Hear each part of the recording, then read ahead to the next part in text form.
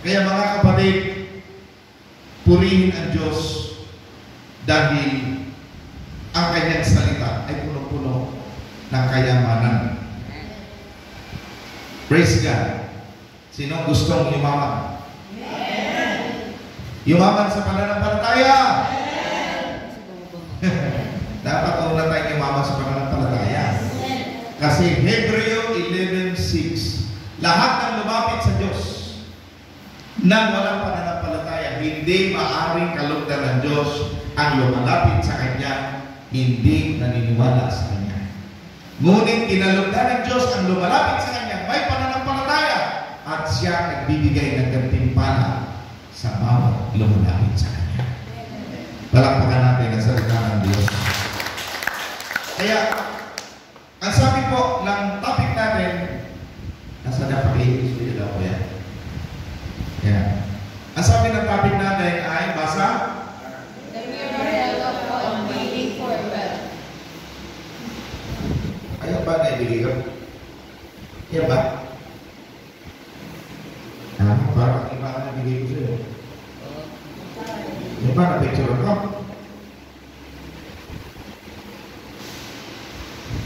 Hindi ba ito? Hindi ko ba naibigay sa ito?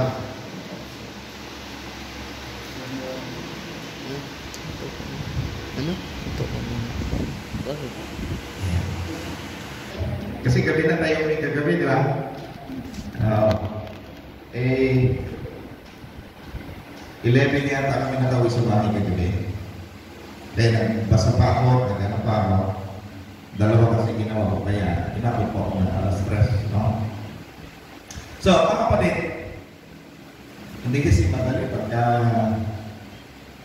hinahanap mo ano kayo yung gusto mo hanapin.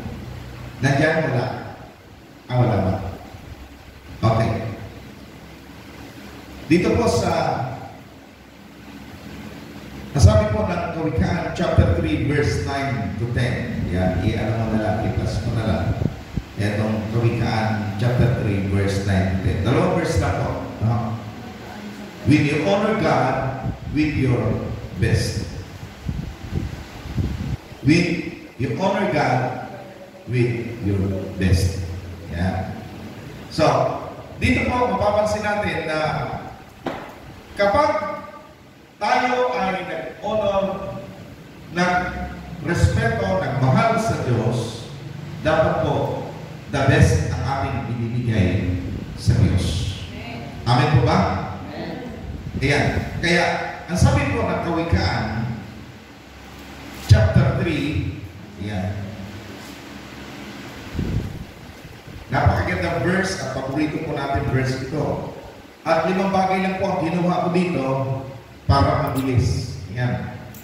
Kawikaan chapter 3 verse 9 to 10. Basahin ko ng buo at sabi rito, parangalan mo si Yahweh sa pamamagitan ng iyong kayamanan, mga kayamanan, at mula sa iyong pinakamainam na aning, siya ay iyong handugan. Sa gayon, kamalig mo ay lagi ng maapaw, sisidlan ng inumin ay hindi nga matutuyuan.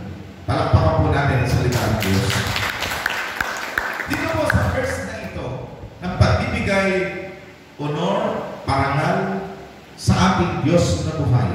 Ang pagbibigay sa Diyos, kapag minahal mo siya, nagrespeto mo siya, ay dapat pala yung the best. Amen? Yung the best, yung pinakamaganda ang iyong ibibigay sapagkat King of Kings in the Lord of Lords.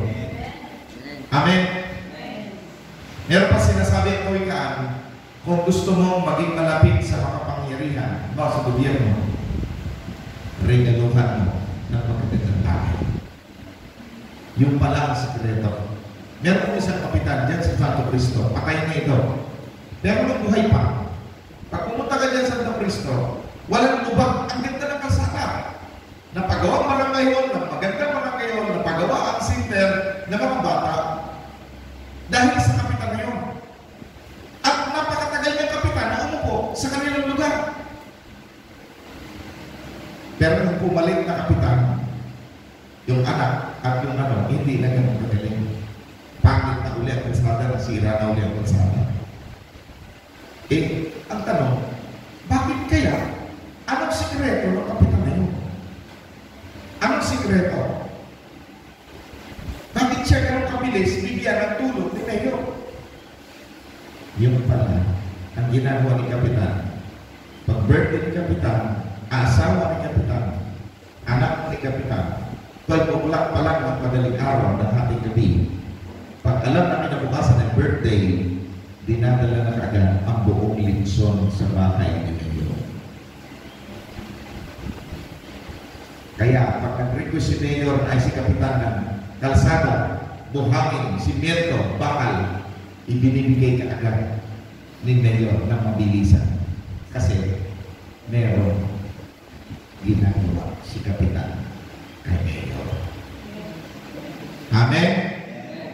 Alam niyo ba, pag may ginagawa tayo sa Diyos, higit ang Diyos kaysa kay Mayor. Amen.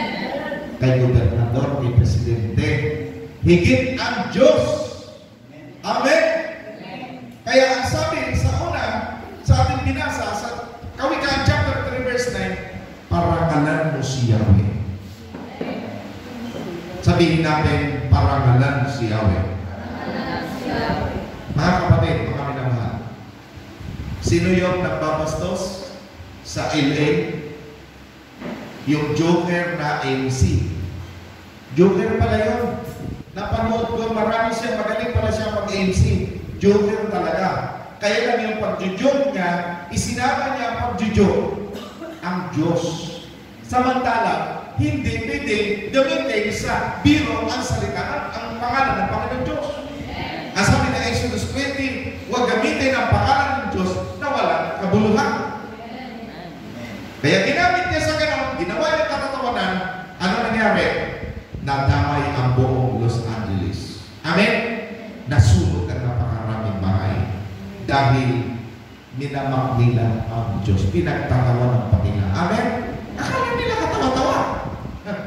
Hindi pwedeng pagtawanan ang Diyos. Amen? Kaya mga kapatid, una, parangalan mo si Yahweh. Paano natin parangalan si Yahweh? Paano natin siya kapag tayo ba'y nagpupuri, kapag tayo ba'y sumasamba, binibigay ba natin ang the best? Amen po ba? Kaya ibigay po natin ang the best kapag siya po ay ating pinaparangalan. Pangalawa, parangal po siya sa pagitan ng iyong mga kayamanan. Sabihin natin, mga kayamanan. Ano ba meron tayo?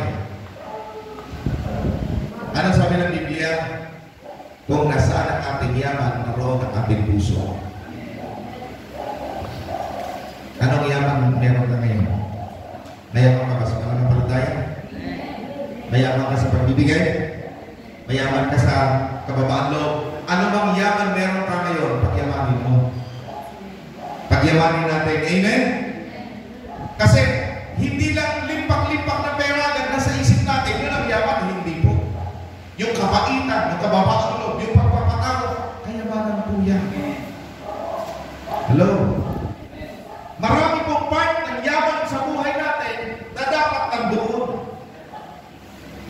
Amen po ba? Oh, saan ba bumabagsak minsan mga Kristiyano? Saan madalas bumabagsak? Pastor, Kristiyano, saan bumabagsak? Madalas.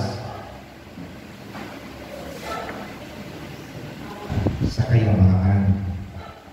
Sa pride. Amen? Doon madalas bumabagsak ang tao. Amen po ba? Praise God. Kaya, pag sinabing parangalan mo si Yahweh sa pagitan ng ating mga kayamanan, alam nyo, hindi ho ito madali. Kasama ang pera dito. Hindi ho madali.